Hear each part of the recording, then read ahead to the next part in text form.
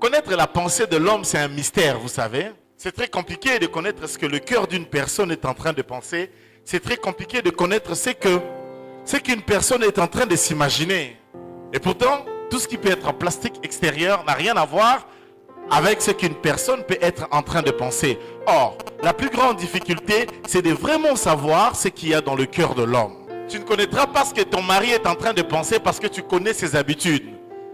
Mais tu connaîtras vraiment ce qu'il est en train de penser parce que tu vas recevoir de la part de Dieu quelque chose d'extraordinaire qui te permettra de sonder même ce que les hommes, ton chef, ta femme, tes enfants, ton père, ta mère, qui que ce soit. Connaître la pensée de l'homme, c'est quelque chose de très riche. Et aussi, dans la vie, connaître l'avenir. Ça coûte cher de connaître l'avenir. Et tu vois, les Américains, ils investissent beaucoup dans la NASA, dans beaucoup de recherches. Ce n'est pas en vain. Parce ils veulent avoir la vitesse de l'information. L'information du futur, c'est quelque chose de délicat dans la vie. L'arme la plus forte que le diable utilise, c'est de t'empêcher d'avoir l'information.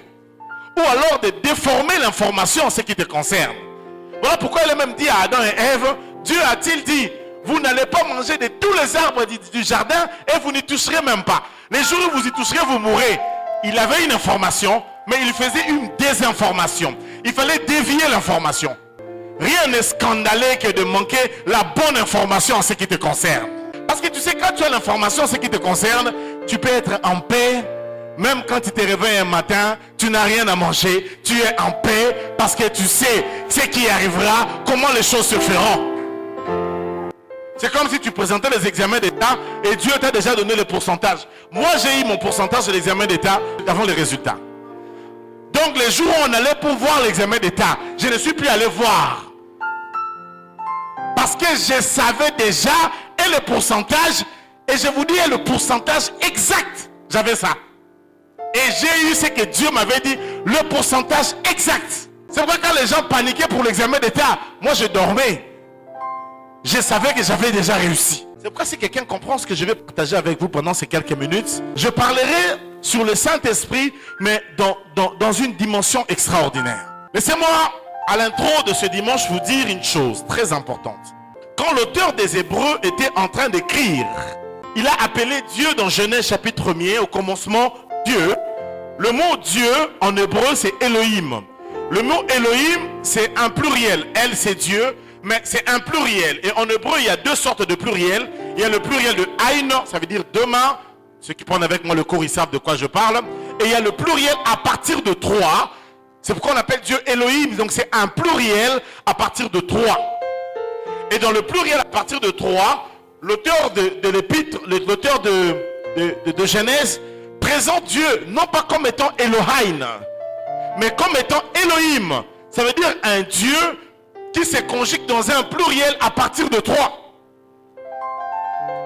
Donc le gars avait déjà la vision d'un père qui est le patron, d'un fils qui est l'architecte et du Saint-Esprit qui lui, si je puis me permettre de le dire, est le maçon. Et pour construire tout ce qui va être dans le monde invisible, parce qu'il y a des choses qui existent dans le monde invisible, et les choses qui existent dans le monde visible, il y a eu le Père, le patron, le Fils, l'architecte, et le Saint-Esprit, lui qui est le maçon. Ça veut dire le Père veut, le Fils, lui, il conçoit le modèle du cosmos. Le monde est une création, c'est une réflexion, c'est une intelligence. Et donc le Fils va penser le monde. Il va faire le plan du monde et le plan du cosmos. Et dans le monde dans lequel toi aussi tu es, parce que l'homme, c'est le chef-d'œuvre de la création de Dieu. Et donc, il va te concevoir. Ton visage, ton nez, tes dents. Et vous n'insultez jamais une personne, même quand il a les dents comme ça. Parce que c'est un modèle que Christ avait fait. Même avec la calvitie, c'est un plan conçu de Dieu. Cependant, lorsque Dieu nous a créés, comme tu es là, tu es une matière évidemment, Dieu ne nous a pas seulement créés, mais il nous a réfléchi. Je répète parce que j'enseigne ça souvent. L'intelligence qui nous a réfléchi, c'est ça Jésus. C'est un homme, c'est une personne. C'est lui Christ. C'est pourquoi lorsque tu rentres en Christ, tu acceptes Christ, tu rentres dans l'original. C'est normal que tu retrouves tes propriétés que le péché avait détruites. Parce que tu es rentré dans l'original. Alors qu'est-ce qui va se faire? Dieu ne s'est pas limité là. Il a fait quelque chose de fort. Et c'est pourquoi nous lisons ces textes. Il a pris le maçon. C'est lui qui a fait que le monde soit visible. C'est que Christ avait conçu comme intelligence. C'est que le Père avait souhaité comme vœu de son cœur. Mais non, il va prendre le maçon. C'est lui qui concrétise le plan de Dieu qui s'appelle le Saint-Esprit. Il prend cet esprit-là. Il l'envoie dans ton cœur. C'est pourquoi le jour où tu as parlé en langue, tu n'as pas seulement parlé en langue. Il y a eu plus que les langues. Il y a eu plus que le baptême. Il y a eu quelque chose d'extraordinaire. Pourquoi? Parce que tu n'as pas seulement reçu le Saint-Esprit pour parler en langue, mais aussi et surtout, tu as reçu en toi l'Esprit, mais cet Esprit dans le texte que nous venons de lire sonde. Mais il sonde quoi? Il sonde les profondeurs, pas d'abord de l'homme, mais les profondeurs de Dieu. Ça veut dire qu'un homme qui a reçu l'Esprit de Dieu peut vivre sur la terre, mais connaissant Dieu. Non pas de n'importe quelle manière, je vais redire ça, mais dans les profondeurs de Dieu. Un homme rempli de l'Esprit vit dans les profondeurs de Dieu. Il connaît Dieu dans les profondeurs. Et ce que j'ai aimé quand je lisais ce texte, on dit l'Esprit sonde les pensées intimes de Dieu. Alors là j'ai crié quand j'ai lu ça. On dit l'Esprit sonde les pensées intimes. Vous savez, les pensées intimes, c'est les choses que Dieu ne veut pas partager avec tout le monde. Les choses que Dieu n'a pas voulu que tout le monde puisse entendre. Les choses qui ne sont pas montées dans le cœur de l'homme. Les choses que l'œil n'a point vues. Les choses qu'aucune personne n'a pensées. C'est intime. C'est à lui. Intimité à Nzambe.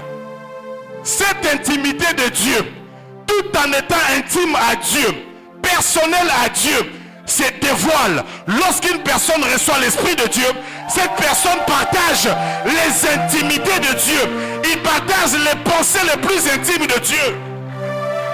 Qu'est-ce que cela veut dire? Cela veut dire qu'en face de toi, même Dieu n'a plus de secret.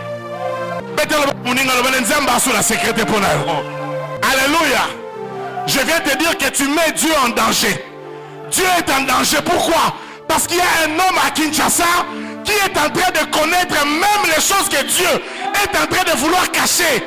Les choses que Dieu a cachées aux sages, aux intelligents, les choses que Dieu n'a dit à personne. Je viens te dire qu'il te l'a révélé. Ce ne sont pas des choses qui te sont cachées. Si tu es avec moi, donne-moi un amen musclé. Nzambe a mis dévoilé panayo. A mis pombi pa batumusus. Mais panayo a mis dévoilé. Parce que quand il t'a donné l'esprit, la Bible dit, l'esprit sonde même les profondeurs de Dieu. Et si cet esprit-là habite en toi, qu'est-ce qu'il va faire? Il te prend toi, il t'amène dans les profondeurs de Dieu. Et quand tu vas dans les profondeurs de Dieu, tu commences à comprendre, ah Dieu aime ça. Ah Dieu voulait faire ça. Ah Dieu voulait vision. Vision zanini. Ba secret ya mitema ya Nzambe. Lokola molimo na Nzambe azakati na yo. Alobino tala makanisi Nzambe azana yango. Tala lokola Nzambe alingo sala. Siko yo za na terre. Monsieur comprendre que Nzambe na likolo alingo sala likambo. C'est pourquoi quand nous parlons de la grâce c'est quelque chose de fort. Et là je commence à atterrir, on continuera peut-être dimanche prochain. Si tu es capable d'aller dans les profondeurs de Dieu et connaître Dieu dans ses profondeurs, maintenant, l'homme qui est sur terre, la Bible dit que Dieu sonde l'homme. Mais toi, l'homme, tu es en train de sonder Dieu. Bimisa se kra motema na ye. Soko se mettre à genoux Nzambe, bimisa se kra motema moto. Nzamba rolo motema na ekra, ita motema na yango. Azo kanisa boye. Oyo aza escroc. Bengana ye. Mutako bomba na te. Tu as reçu l'Esprit de Dieu qui te révèle les profondeurs de Dieu. Tu peux connaître les profondeurs des hommes. Dans ton entreprise, tu connaîtras les profondeurs de ton chef. Dans ton foyer, les profondeurs des hommes. Même le plan des sorciers, ça ne peut pas être caché. Parce que tu connaîtras leurs secrets. Tu connaîtras le secret de tous les rois. Tu connaîtras le secret de tous les princes. Je l'ai dit au nom d'eux. Levons-nous, on va prier pendant quelques minutes.